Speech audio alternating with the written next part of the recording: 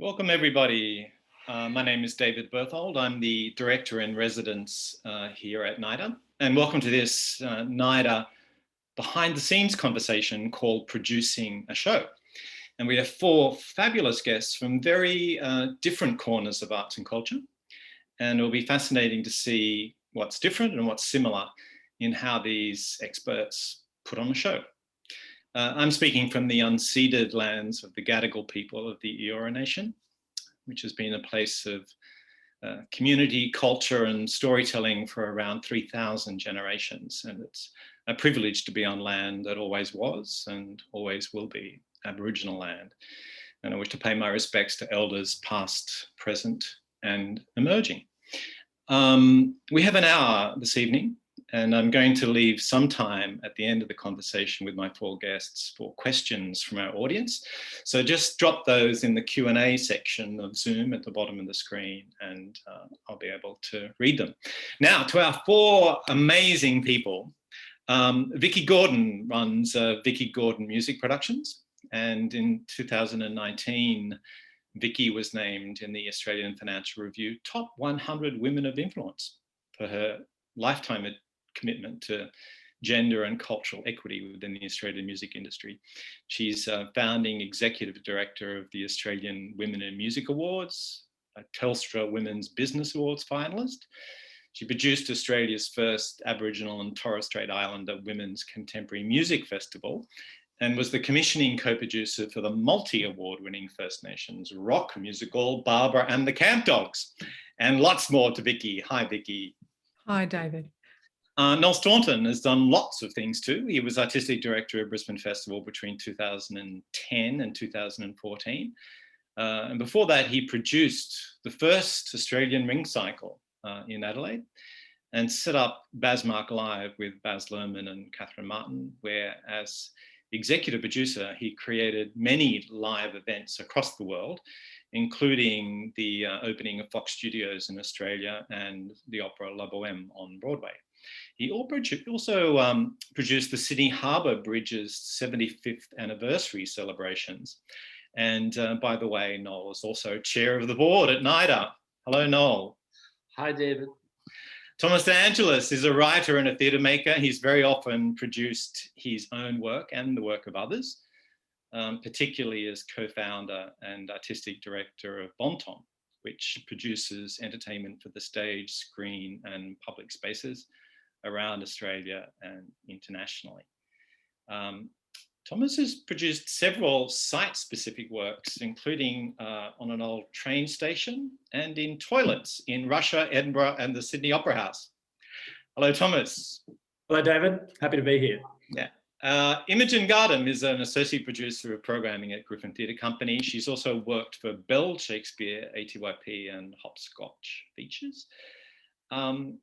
Interestingly, she co-founded and produces for the independent theatre company Montague Basement, and has produced all of the group's, I think, 18 productions by now since 2014. Imogen also served on the board and as deputy chair of Theatre Network New South Wales between 2018 and 2020. Hello, everybody. What a group. Hello. Imogen, I might start with you, I think. And I'm going to start by quoting yourself back to you. That's frightening. Yeah, which is really about what producing means to you. And here's what you said. You said, I produce because I believe in the artists I work with the stories they have to tell. The goal, production to production, is to break even, to create work that we're proud of, work that stimulates our audience and offers something creatively and hopefully financially to our collaborators, and then to have enough left over to make the next show. I think that's a pretty good summation. It's indie producing in a nutshell. Yeah, a month or so ago, I interviewed Jeffrey Seller, who's the worldwide producer of Hamilton, the musical. And I asked him what producing was to him, and he said pretty much exactly the same thing. Yeah, it's interesting. I think no matter what level of producer you're talking to, at a certain point when you dig down to the motivations behind producing and also what they look for in the projects that they take on as producers, it almost always comes back to story and to the artists. So we are in service of them, I think. And is that really what drives you, the voice of others? I think so. I think as a producer, you're a facilitator, and so inevitably it comes back to that, and you have to believe enough in that voice and that story to keep going. It's not always the easiest job, and it often comes up against a lot of obstacles and challenges. And so as long as you believe strongly enough in that reasoning and that motivation, then you've got all of the reason you need to keep going. And where do you start when you're producing a show, sort of at Montague Basement or other places? With the artists, I think from Montague Basement to Fervour, which is another company I work with, to Griffin, it always comes back to the kind of lead artists, and that depends on the type of company. So at Griffin, obviously our starting point is the writer. We're a writer's theatre, and the writer is at the centre of everything. The work that I make with Montague Basement tends to be a whole kind of spectrum, from new work to extant work. We've done some Sarah Kane's to devised work. The work that we do under Fervour is often exploring, starting from a place of something existing and then taking it into a new sort of format. So we often work from existing films or books. But whatever that kind of key lead artist is, whether it's a writer or a director or a deviser, that's really the starting place. And then you go and find the money and find the space and find the people to make it with and find the audience. And really, as a producer, you're connecting an artist with an audience. And so it's quite a privilege to be the bridge between those two. And I think particularly in live performance, because our audience is so central to what we do, particularly having worked in film, where quite often the audience is coming in at the beginning and the end, the point at which you pitch a project and the point at which you release it. As theatre makers and as people working in a live space, there is no work without an audience. So to keep coming back to that and to how the artist is speaking to the audience and the audience is speaking back to the artist is really important. I want to ask you a little bit about film, because you've done a lot of study in film, like a lot of your kind of academic study has been in film. So I'm interested, what kind of distinctions do you make between, have you produced a film before? Only short films. So I started out when I was 16. I wrote a fan letter to a film composer who very generously wrote back to me. And then when I finished high school, I went and interned with him. His name was Harry Gregson Williams. So I spent a bit of time in LA learning how a film score gets put together, and then came back to Australia and started working for a distributor here, Hopscotch Features, which has since become Entertainment One.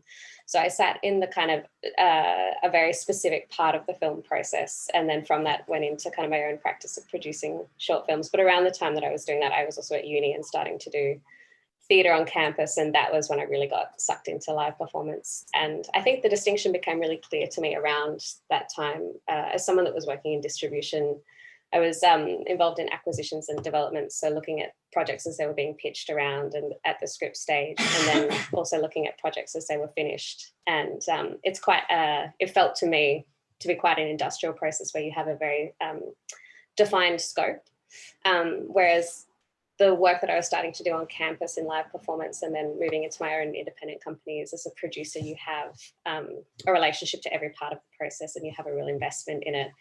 And I think that was what really drew me to producing theatre, is being across everything and being within everything and speaking to the whole process rather than having ownership of a very specific part of it that then gets passed along to someone else. Yeah, it strikes me you've been pretty thorough about kind of gathering as much knowledge and experience from as many corners of the business as you can. You know, you were president of SUDS at Sydney Uni. Something I will never escape. Yeah, a long line of very famous people who have been president of SUDS. But also, you know, working in administrative roles at places like Bell Shakespeare and so on, gathering that kind of experience. You know, the nuts and bolts practicality of stuff. I wanted to ask you briefly about the Roseburn Scholarship for an emerging female leader that you got at A2IP just 2-3 years ago. And you pretty much traveled the world and interviewed about 50 producers in here in Australia, but also in London and Paris and Berlin and Los Angeles and New York, across theatre, opera, musicals, film, television. Some of them really prominent producers. Like that sounded like a pretty thorough bit of business, go around interviewing all those people. What can you name a couple of things that really struck you in speaking to those sort of global producers? I mean, the key takeaway for me from that experience was how generous everyone is, and how it kind of became a little bit of a pillar that I started to build the research project around, but also started to kind of understand the industry through. Because as I was going through this process of meeting and talking to all these amazing producers who work at very different levels of the sector. So I was talking to producers who run commercial companies who make $1 million productions, and then I was talking to other independent producers. When I was in LA, I talked to a lot of film producers. And when I was in New York, I was talking to people from Broadway to off Broadway to off Broadway. And so all sorts of different levels. But as this was happening, we were also going, and we still are, through a real squeeze in the Australian sector. I think the year that scholarship was kind of happening, there were 2 rounds handed down, one by OzCo, one by Create New South Wales, which saw so few companies funded and so few funds given out, particularly the Create New South Wales round. There was like a 2% success rate. And so it was really like going from these conversations about money and how you finance a show and how you put it together, and then coming back and looking at the amount of money that we have to play with on a government level, and knowing that we're being pushed more and more in the subsidised sector in particular to rely on philanthropy because government is really decreasing. It became a kind of a revelation that generosity is the way that you get around that. Not that you should have to, I think we should just get more government funding, but for as long as we have to, that we can't get a bigger piece of the pie, but we can share what we have with each other. And so whether that's time and resources and expertise, indie producers are constantly swapping rehearsal spaces and contacts and set pieces. And I think that became this real revelation about why we do what we do, and what makes it sustainable is what we share with each other. Yeah, it's interesting. That makes me remember something else you said about producing, that part of what you do as a producer is enable artists' work to be on stage without the artist having to turn to their own resources. And that seemed to me to be, because if only the artist's resources are there, then our stages become platforms for only those who can pay. Yeah, that's something that I'm quite passionate about. Yeah, the idea that the only people who get to tell stories are the people who have the sort of credit card limit, who can put those costs on their own sell, and to take that risk themselves. I think producers make space, and whether that space is financial space or venue space or rehearsal space, they're carving out space for artists where they can work without fear of carrying the entire financial burden themselves. And quite often they still do. And I think there's a lot to be said for backing yourself to the point that you can fund your own work, but not everyone can come at art making from that perspective. And so I think, I think it's really important for producers to keep in mind that they're making space for those who can't necessarily afford it themselves. I guess that's moving generosity to actually kind of having a social conscience in a way, and speaking to the importance of lifting up underrepresented voices, which seems very important to you.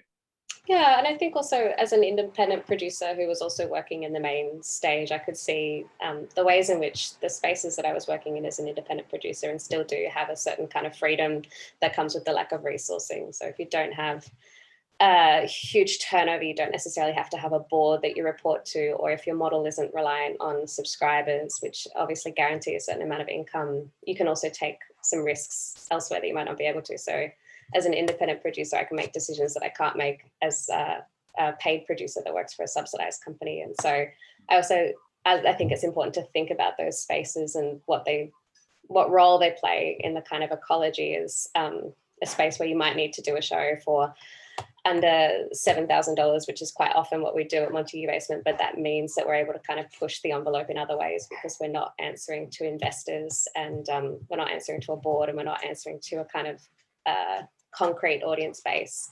The audience is changing with the work, and that gives a little bit of freedom at the same time. Yeah. Vicki, much of that must ring true for you too. I mean, much of your career has had to do with making space for underrepresented voices. A lot of your work, of course, is in women in the music industry, and also kind of, exploring the cultural richness of this region as well. maybe let's touch on Barbara and the Camp Dogs, because it touches on music and theatre, and such a well-known piece, which you co-commissioned and co-produced with Belvoir. Can you tell us a little bit about the artists involved there and how you went about putting that remarkable show together? Well, Barbara and the Camp Dogs really came together as a result of my relationship initially with the actor and extraordinary singer-songwriter Ursula Jovic. I'd actually been managing Ursula's music career for some time, but prior to Camp Dogs, I'd also produced another project, a First Nations women's ensemble called Barefoot Divas. And Ursula was a part of that particular project, which was a really exciting project, which started with the Sydney Festival and the New Zealand International Arts Festival, and later on toured North America, Canada and Hawaii. And in 2015, I think it was, we sold out the Hong Kong Concert Hall with that production independently, totally independently, and touring that work totally independently, which was a mammoth undertaking. But Ursula at that time had also formed a relationship with the writer Alana Valentine. And Alana had written a monologue for Ursula, which was just phenomenal, and their relationship solidified over that time. So when I was actually managing Ursula's music career, there came a point where Ursula was very frustrated, I think, with a lot of the roles that she was being offered and a lot of the roles she was playing. And in that moment, she and I both agreed that we needed to create our own work, to create a piece of work that would enable, that would provide a platform to show her remarkable talent in a way that she just wasn't feeling or wasn't finding a pathway for. So at that stage, that was actually in 2010. So we're talking 10 years ago now. In 2011, I suggested again to Ursula that she think about working with Alana. They got together and I commissioned that work in 2012. So it was an incredible journey.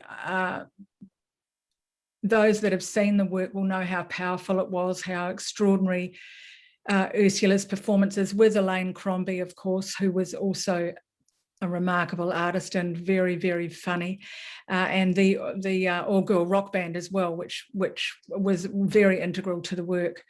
But that work really, it took us 3 years to sell the work. So I was very confident from day one, really, that we would eventually get that work up, but it did take some time, and we were very fortunate to then get the support of Eamon Flack and Belvoir, who went on to produce the work, and the rest is history, really. One of the interesting things about that work is that, I guess, in its early days, you could imagine it as a pub show, you could imagine it in a casino, in a concert hall, not necessarily a theatre.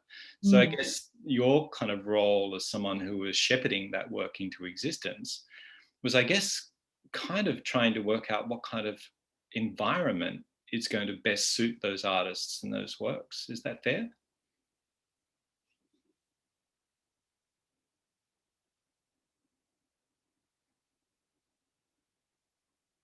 No.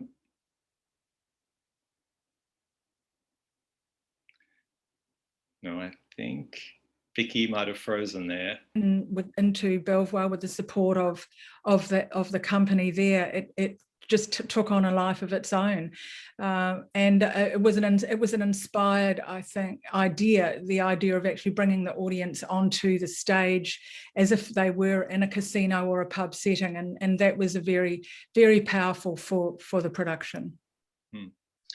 And what about your work in some of creating those events or producing those events, like the Women in Music Awards? Can you tell us a little bit about? And it's in your screensaver there, so you can see you're clearly very proud of it. So. Yeah, well, Women in Music Awards is something I've been working towards for quite some time, and I'm the sort of producer that I've always believed. We know that there is extraordinary talent everywhere, but there just isn't enough opportunity for many, many people to actually present their work, or to have a platform for their stories, a platform for their songs and their music. And my background is New Zealand Māori, so my iwi is Ngāti Kahonga Nunu, and I'm very conscious of my work is also very driven in the cultural space. That's in my DNA, and all of my work over the years has always been driven by the importance of including culture and ensuring that we are delivering work and creating work in a diverse space. So the Women in Music Awards is very much that. It is a new model for the music industry. In fact, it's really shaken up the industry quite a lot in terms of providing new pathways and recognition for a lot of the women in the industry that have not been acknowledged historically.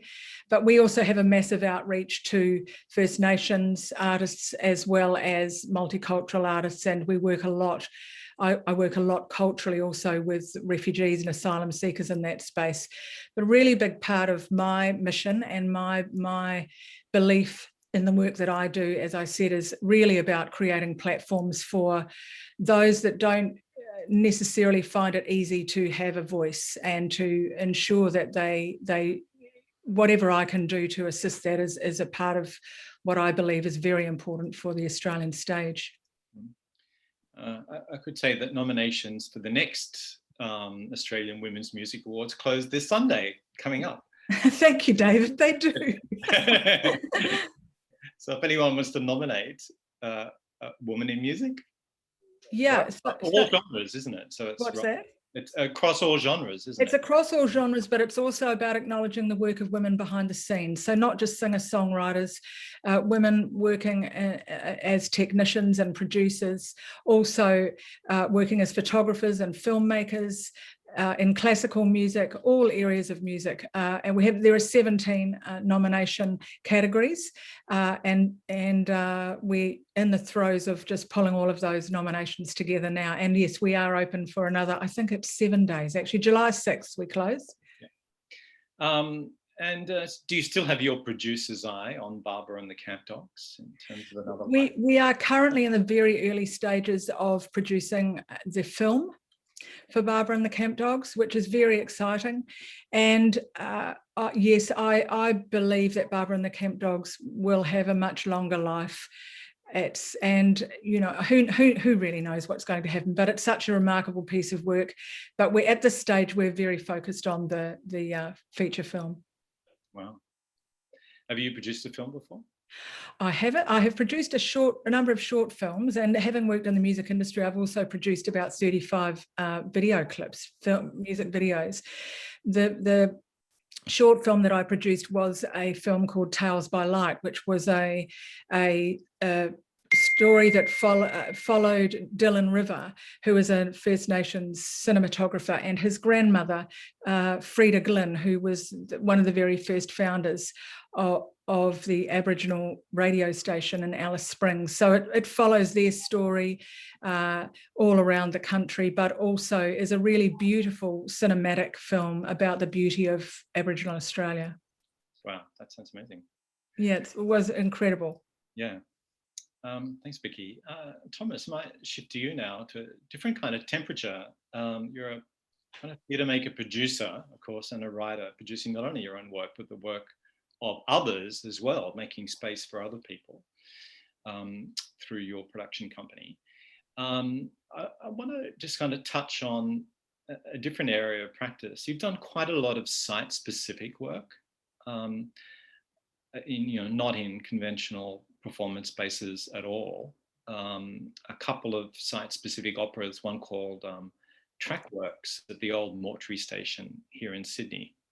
Another piece called Chamber Pot Opera, which you did in toilets around the world, in Russia and Edinburgh, and in the Playhouse female toilets at the Sydney Opera House. And also a piece which you kind of co-produced called Power of Love, a big immersive theatre and dining experience at the big kind of blue room space on the corner of Oxford Street and South Dowling Street in Sydney. So as a producer, Thomas, how do you go about starting when you're in a really odd physical space and creating a show in that way from that ground up? Well, the idea for Chamber Pot Opera actually came from my collaborator and very good friend, Clemmy Williams, whom I met at NIDA.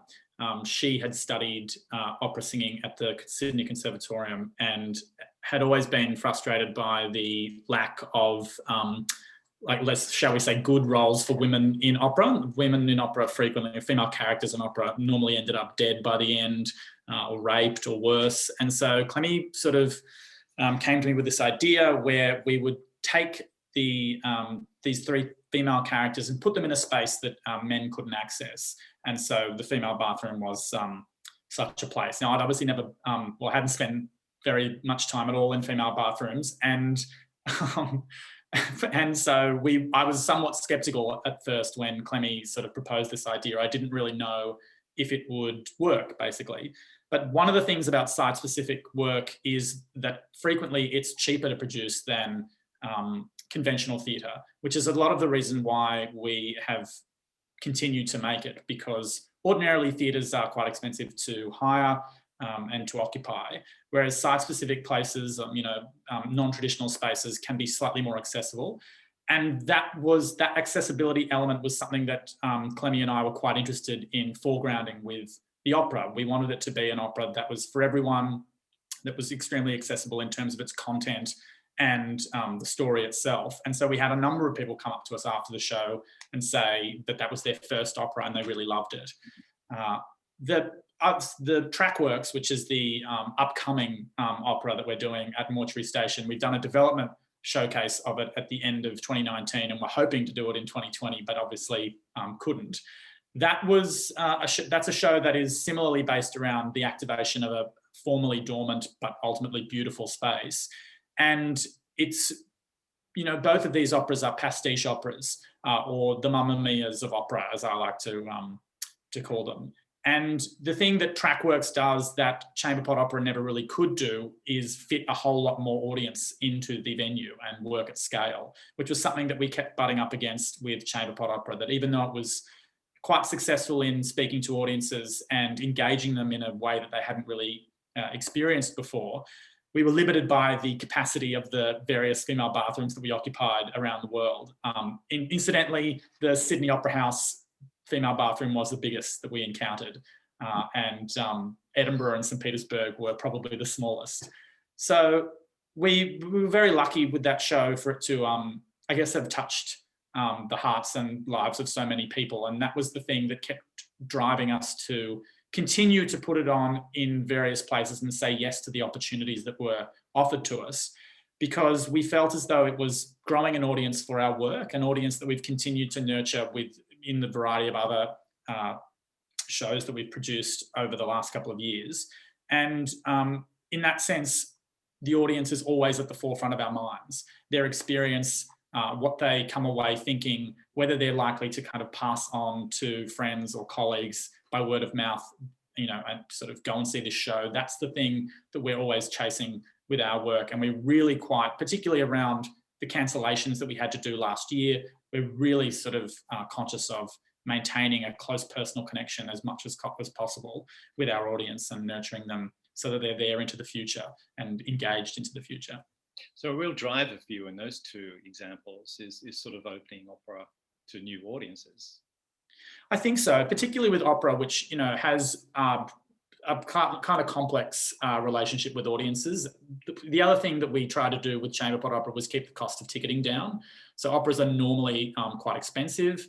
They're normally, in the kind of minds of the everyday public or in the popular conception, shall we say, operas are considered a bit elite.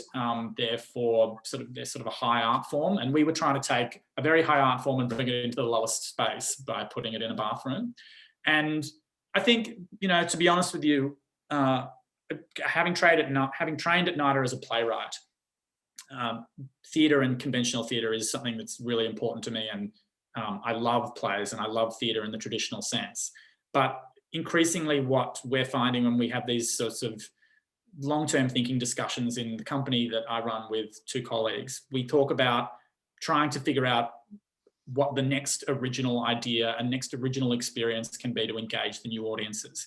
And I think theatre has a really amazing opportunity, an increasingly unique opportunity in that it's live, in that you cannot replicate it. And so if you can take theatre to places, literally to places that people haven't been to before, then I think you're kind of tapping into something that is equally unique and equally exciting. And so that's kind of what our motivation is there. Those two examples you gave, I guess, you know, in one sense, fairly modest in their kind of parameters, I guess, you know, physically and so on. But I guess the difficulties you would have had, you know, in terms of regulations and all sorts of things that you as a producer would have needed to combat. So I might ask you to talk a little bit about that. But also, go on, talk about it now. Go on. Well, definitely fewer restrictions in random spaces than there are in theatres, and you're kind of only limited by your imagination when you occupy site-specific venues. And most of the time you want to try and let the venue kind of do most of the heavy lifting of design itself, and you kind of want to lean into what exists in the space already. This is good for two reasons. It activates the audience's imagination, but it also reduces the design budget significantly, and you save a lot of money. So that's, you know, that's kind of what we're thinking when we're looking at potential spaces.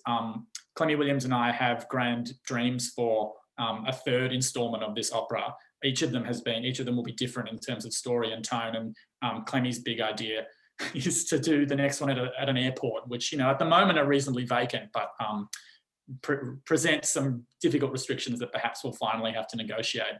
Whereas with the previous two spaces, it's sort of been, as long as you can get people in and the fire exits are clear, the people that owned the venues were sort of happy for us to do what we liked. Right.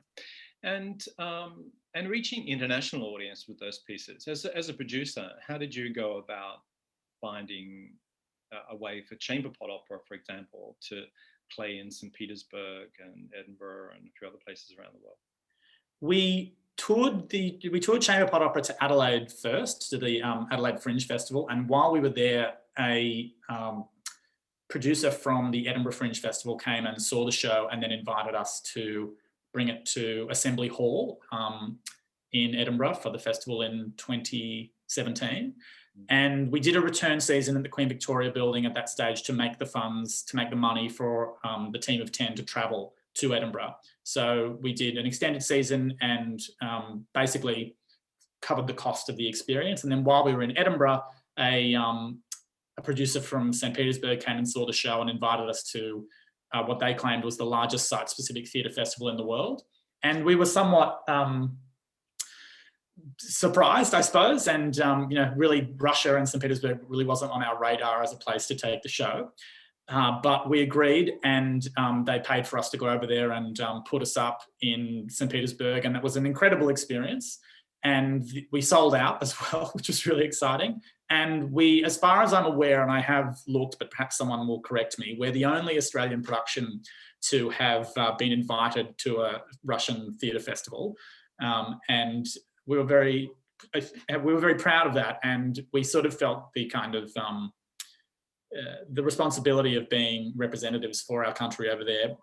Obviously, it's, you know, not difficult to be representatives for Australia in places like Russia.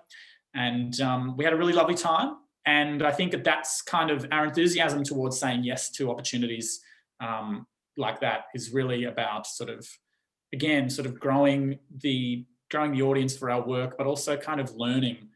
And a lot of the time with this show, it's been sort of catching up to the lessons that we've learned from it and realising sometimes in hindsight exactly what it was, exactly what the ball of fire that we had in our hands was.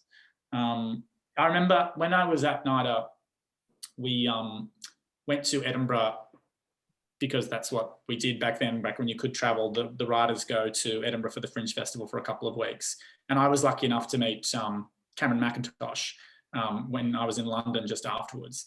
And he gave me 2 pieces of advice. And because at that stage, when I was in London, it seemed as though the UK just had way more opportunities for playwrights and theatre makers than Australia did. And I sort of said this to Cameron, and he was like, look, let me tell you something about producing theatre. Like the last play that I produced was in 1975, and I've never produced another play since. And it was I lost all my money. It was the worst experience ever. So I kind of was like, okay, so plays don't make a lot of money. That was good advice.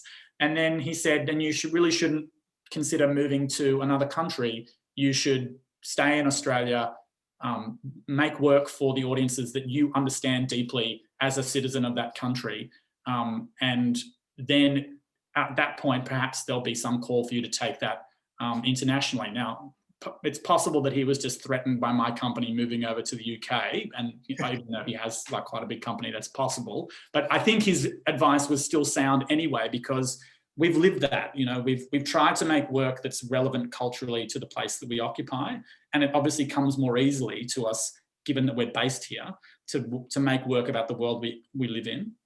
But then we've been sort of pleasantly surprised that it has resonated with audiences that have no conception of Australia. And, you know, St. Petersburg, whilst it's a recognisable place to most of us, I suppose, it is very far away, and it felt, I guess, very foreign. And I mean that in the politest sense. And yet the work had a strength to it that translated, which was really amazing experience. Yeah, that's really interesting advice, isn't it? You know, finding the universal in the local. How do you go about raising money? Well, in 2019, that was the year we first started sort of producing more than a couple of shows a year, and we produced 5. And at the beginning of the year, we had an idea that was basically thought up by my colleague Samuel Bonham, who runs the company with me, and Isabella DeBarge, the other director of Bon Tom. Sam had this idea of basically offering a subscription pass to members of our audience that had come to multiple productions, which we had like reasonably good data on. And we weren't really sure how well that would go. We were just basically offering them for the price of a ticket to every show, plus a small donation. Basically, you know, they would come to opening night and we'd put on a little spread for them. And that had reasonably good take-up, like actually quite good take-up. And it generated a float for the whole season, which was a really very pleasant surprise, and assisted us in it basically removed the need for a credit card for the production season. And it also kind of reinforced this idea that if we could demonstrate to our audience that we were nurturing them or looking out for them or trying to build connections with them, that they were willing to sort of contribute back to us and invest in us. And so whenever we had the subscribers we try to sort of bring them all together on 1 or 2 nights in the seasons. I always went to great lengths after the show to tell them that they were basically investing in the future careers of the artists that they were seeing on stage, and that was really important. And I think if we can demonstrate that to audiences, I think that they're sort of going to be more inclined to support us. So that was kind of our theory. We had sold a number of subscriptions to the 2020 season, which has obviously been cancelled, but we're hoping that all of the shows that we had programmed for last year will come back, and so that we can sort of fulfill the obligations of that subscription. I'm sure we all hope that too. Let's move from a show in a toilet in the Opera House to the celebration of the Sydney Harbour Bridge. Noel, you're an executive producer of the official celebrations of the 75th anniversary of the opening of the Sydney Harbour Bridge. It's pretty hard to imagine how you would have begun that project. So I guess that's my first question. Where do you start with something like that, which has such a wide canvas? Well, it was very bizarre because it's the first time I did a project about a structure rather than involving people and artists, etc. But of course, we wanted to involve artists from the very beginning. And the other thing I found a surprise is it was the first time I'd worked with the government and with bureaucracies, and I was quite nervous about that. But to my amazement, surprise, there was an enormous amount of enthusiastic people in all those agencies to make it work. And I also learned about how Sydney really works in terms of I got to know the people intimately who deal with the traffic lights, who deal with the trains, who deal with the harbour, who deal with the roads. And it was just so fascinating to spend a year of my life with all these extraordinary people. But of course, I started off a room in an office of my own. And so I populated immediately with designers. I brought on Tony Asnes, one of the country's big designers. And the one thing about the bridge was about scale. Because whatever size you thought of, you had to double it and quadruple it, because how do you get the effect? And so there were a lot of discussions and nobody was sure what to do, but I was able to research enormous amount about the bridge, the building of it, and all the past two celebrations that had been there. So I had an advantage of knowing what's going before and how do we do something for a contemporary audience now with the technology we've got. And everybody, of course, said to me, oh, well, you'll do fireworks. And I said, the one thing I'm not going to do is fireworks, because I think fireworks is the domain of New Year's Eve. It uses the bridge as a prop. And I took the view, this was the bridge telling its story. And so we thought, how do we tell the story? So there were 3 or 4 decisions we made that sort of gave us the direction to go. And the first one was we wanted to do a walk across the bridge, because people, love walking across the bridge. It takes 6 hours to close down and a lot of money. And so that was the first decision we made. And when they did the 50th birthday celebrations, they decided to have the crowd coming from the North Shore and from the city, and they all clashed in the middle. So we learned from that we just had the public going one way. So that meant we had to get in line with the train, so all the trains were flowing the right way. And we then decided that we would deal with the bridge internally, not externally.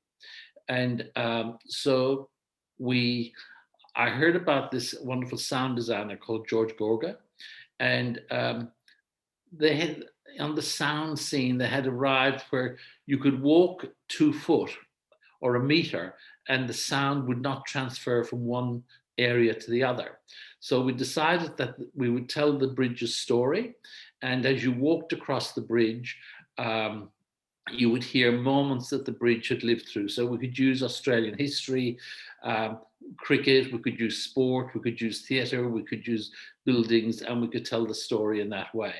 But the first thing I did was phone up Elena Katz-Chernin and said, Elena, I want you to do an overture, because I'm a great believer musicians have always got to be part of every major public event. And she wrote this amazing overture. So as the crowd came up to the bridge, there was this overture that we recorded with the Sydney Symphony that was just so beautiful. And then it was about how do we get the public images across for photographers, because people walking across the bridge are just people walking across the bridge. So we decided that everybody would have, during the daytime, an orange day glow cap, so that when the helicopters and everything were above, they could see thousands of people walking across the bridge. And then at nighttime, we changed all the caps where they all had a light in it. So you saw these lights going across, and then you saw these people in aerial shots just spreading around the city, all wearing this orange cap or this light in the cap, which was a way of involving a lot of people. And it was also interesting that at the beginning, of course, we had speeches and we had a choir and the governor sort of cutting the ribbon, etc. So how do we build a stage and then suddenly the stage disappear in order for the thousands of people that are sitting there ready to walk across? So we contacted a trucking company and got low-back trucks and built the stage, but the public didn't see it, but they were all trucks. So when the ribbon was cut, all the trucks just drove away. But there was a moment, because of the trains had to run, I said, we can't have the trains making a noise while the governor's speaking. So we'll stop the trains. They said, no, no, no. So the transport people said there was certain rubber wheels they had that were way out in the system of Sydney, and to take them 3 months to get them to cross that bridge at that particular time, so there was no noise.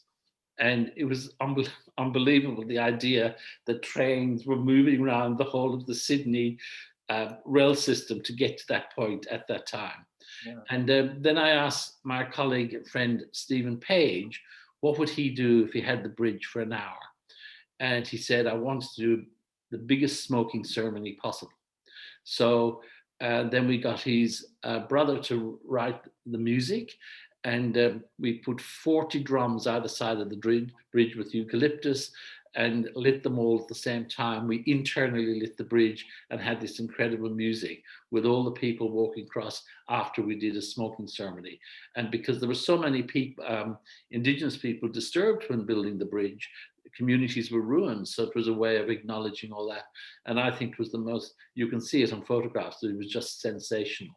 But it was complicated. It all ended up being about logistics, of course. And then the team of 5 people went into 200 people in order to deal with all the detail of moving people around the city. But it was very exciting, and everybody seemed very happy in the end. That's also a producer, a storyteller, in that, you know, you were in a way telling the story of the bridge, as you put it, but also telling, you know, making that celebration a story itself. Yeah. And, you know, calling in a composer, Elena Katz-Chernin, or a choreographer, Stephen Page, and designer Tony Asnes, and, you know, lots of other artists as well to contribute to that. So in what sense did you think of that, of producing that event, that big public event, as putting on a show? Like what skills were you using as a theatre and opera producer and technical director as you'd been? Well, I saw the people as walking across the bridge as an audience. And you think, well, what do they like? They like to be entertained, they like fun, they like serious moments. We got built in Queensland some enormous chimes, so that when you left the bridge, we had this Zen sound. So it was about music, and it was all about listening. And as you walked across the bridge, it was the bridge talking to you about the events that happened during the bridge's lifetime. Great. And I think that's just important. And in a sense, it engaged the public. Yeah. Let's talk a little more briefly about another part of your kind of career, which is producing on behalf of Basmark Live, the launches of the film Moulin Rouge in Cannes and Los Angeles, I think, and a number of other cities around the world. So what were those shows like, and what was your audience there, and what kind of story were you wanting to tell in producing those events? Well, that's a very different exercise. It was like when they decided that Moulin Rouge would be the opening film at Cannes, it was about 6 weeks out before the opening night. And so Baz said, well, we got to do the party, and we don't want to do the party in the normal room where the Cannes festival do, because it's boring and dull. So I flew over to Cannes in the middle of winter. Cannes is not exactly the most exciting place. And I was met by the city officials. And so I'd never been to Cannes before. So I walked around, and everywhere I suggested to do the party, they said no, because there was another party there, or some organization, American Express was here, or whatever. And I was sort of like, oh my God, I've just flown all the way from Sydney, and I'm going to go home and say there's no place to have a party. So I just said at the last moment, I said, could you take me on the roof of the building? Because there were rules in Cannes that all the parties have to be so many meters from where the film has been screened, because the invited guests couldn't walk that far and whatever, and because it's full of tradition. And they said, why do you want to go to the roof? I said, just take me to the roof, because I had no concept of the city or the layout. And so I stood on the roof, and I, of course, could see all the way around the building. And I suddenly said to them, I said, see that car park down there? Could I have the car park? And they said, well, we'll phone the mayor. And they phoned the mayor, and the mayor said yes.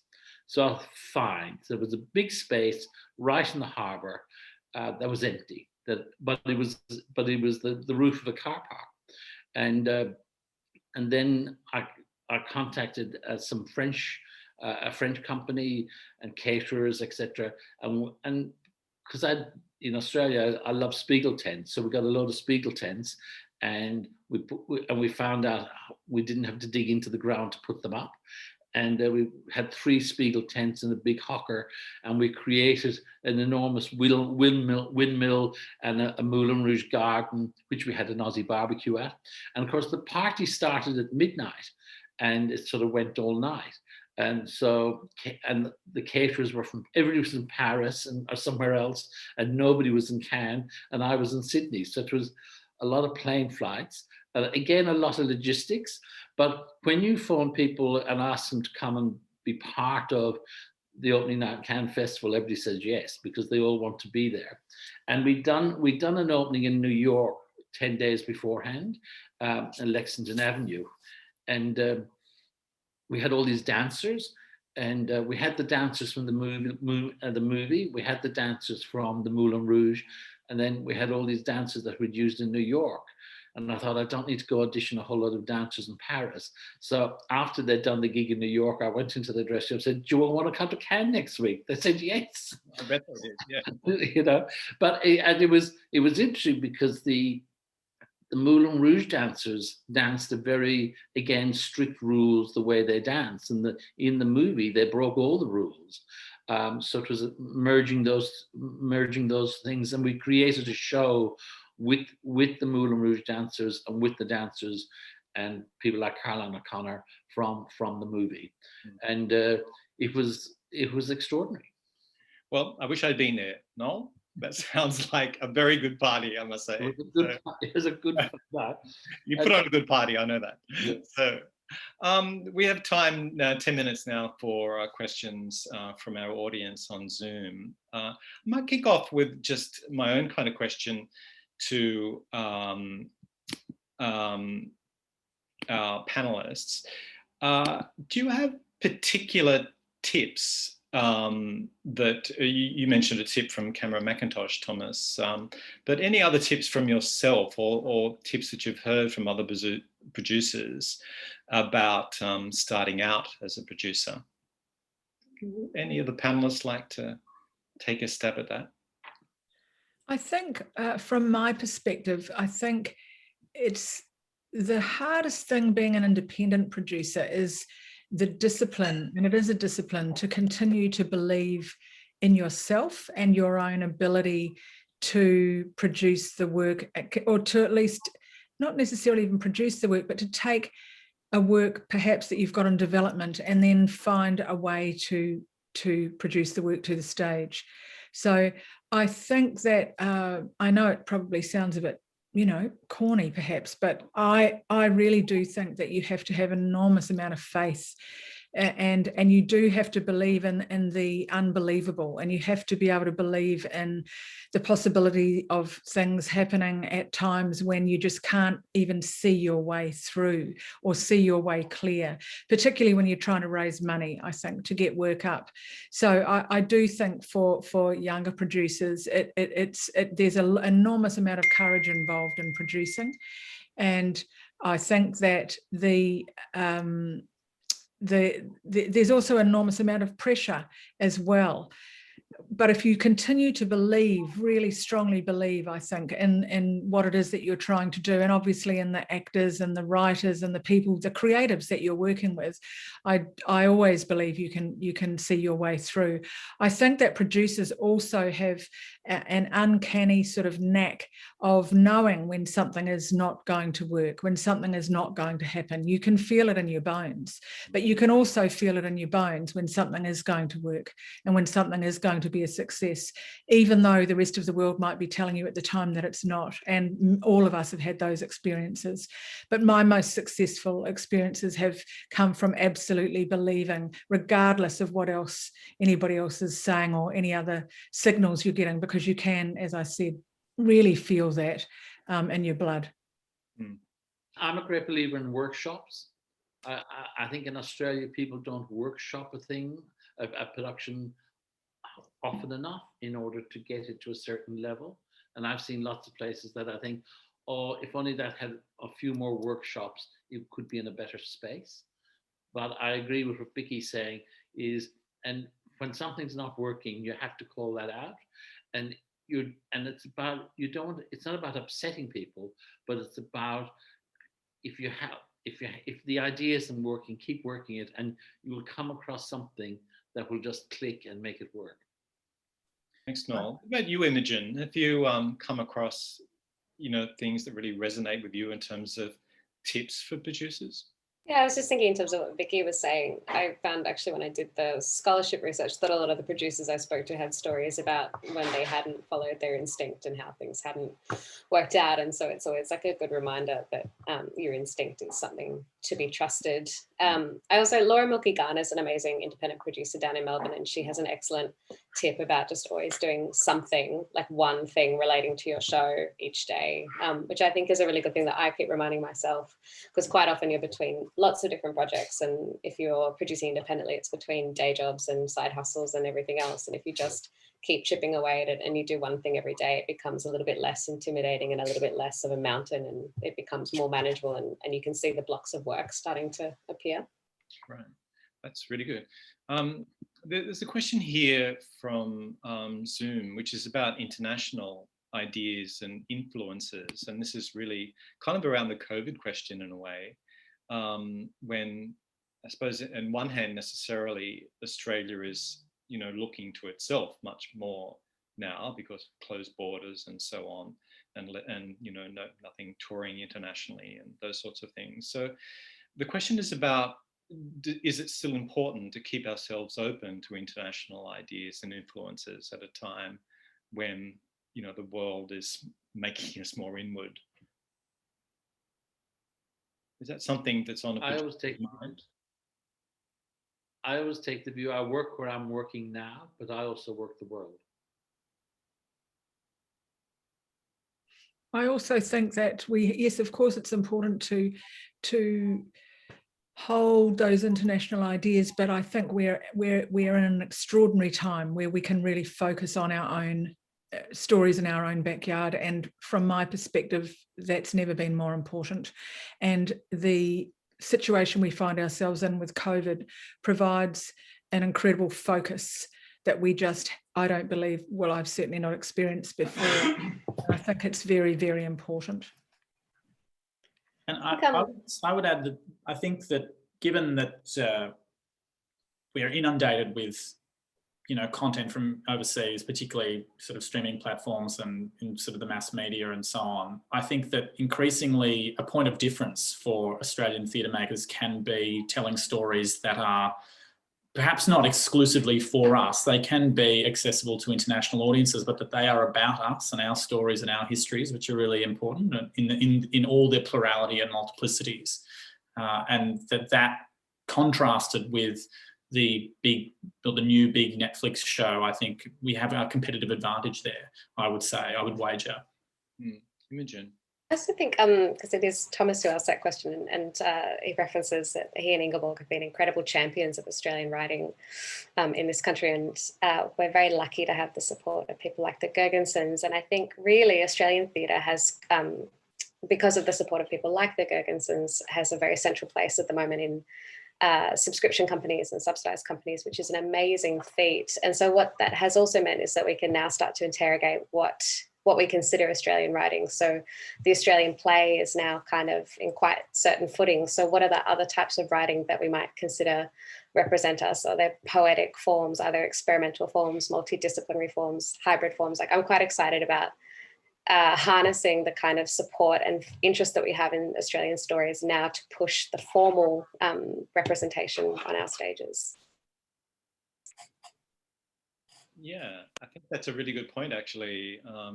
There's Australian actors, have a great deal of currency internationally, and Australian directors, most of whom have come to the theatre, from the theatre, the Barry Koskis and the Simon Stones and the Betty Andrews and so on, the Gail Edwards, but one can imagine that other Australian artists in the theatre world, at least, like, playwrights, for example, it seems like they're next cab off the rank, I think, to have an international presence and doing a lot of the experimenting and formal pushing that you're talking about, Imogen, I think.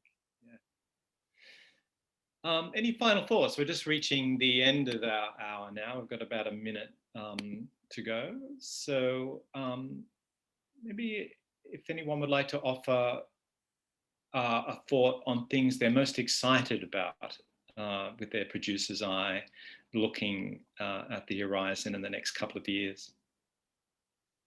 I'm excited about the Australian writers at the moment. I think there's so many good writers around, and I think that's the source of everything. Great, thanks, Noel.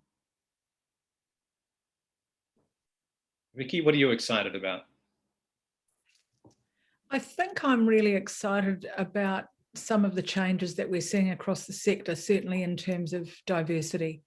And I think that is the key to our future in Australia. It is the cultural diversity we need to see across the main stage more than anything else at this point. And eventually I think all of these worlds will come together in the same place that they should have always been. But until that happens, we need to continue to create those opportunities.